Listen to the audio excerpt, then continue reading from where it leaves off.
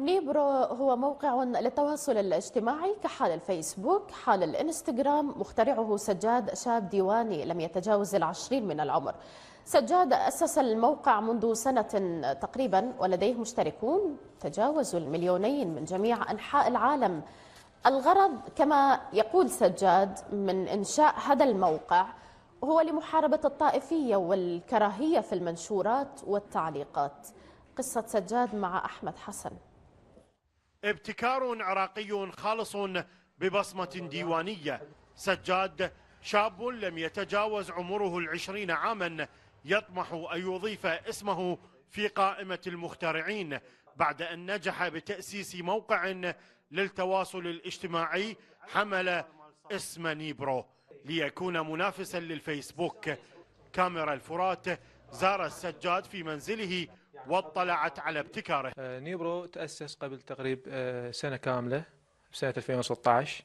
أطلقناه بالبداية فترة تجريبية لمدة شهر حتى نحدد مواطن الخلل اللي موجودة به والشغلات الإيجابية والشغلات السلبية حتى نطورها بالمستقبل. فحددنا النقاط بعد ما وصلت لنا من المستخدمين اللي يستخدمون الموقع، يعني طبعا من أكثر من بلد. المشتركين وصلوا تقريبا 1,300,000 من 1,350,000 مستخدم من كل يعني أنحاء العالم، يعني من ليبيا، من تونس، من المغرب، من مصر. هواي مستخدمين من مصر، والأغلبية أكيد للعراق، بغض النظر عن الدول البقية. الدول الأوروبية هم يستخدمون الموقع، جاي يستخدموه باللغة الإنجليزية.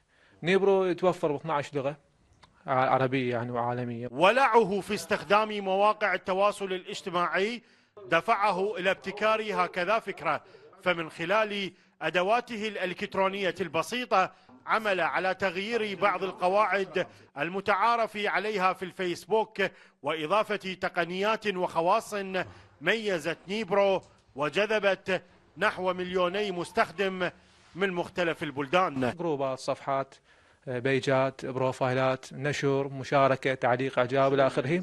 لكن اللي يميزه أول شيء اللي يميزه قلت لك أساسه. الميزة الثانية مثلا خلينا اختصرنا مادة التفاعل مع المنشور. يعني التفاعل مع المنشور إعجاب وعدم إعجاب، ممكن ينعجب بالمنشور أو ما ينعجب به. موجود هو بالفيسبوك لكن بشكل أكثر تعقيد، والمستخدمين ما يرغبوا له بشكل عام يعني. بس احنا سهلنا لهم انه بس منشور، بس تبويبين، زرين، زر اعجاب وزر عدم اعجاب للمنشور.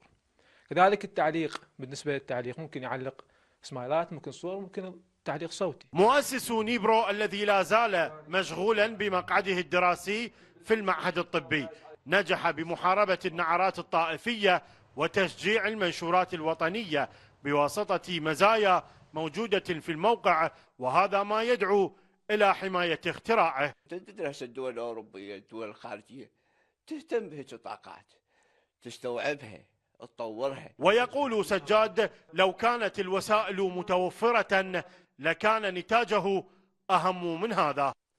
نيبرو موقع للتواصل الاجتماعي نجح مؤسسه هذا الشاب الديواني بمحاربة النعرات الطائفية من خلال تشفير الكلمات التي تسيء لوحدة العراق بمجرد نشرها. من منزل مؤسس الموقع في الديوانية أحمد حسن، الفرات.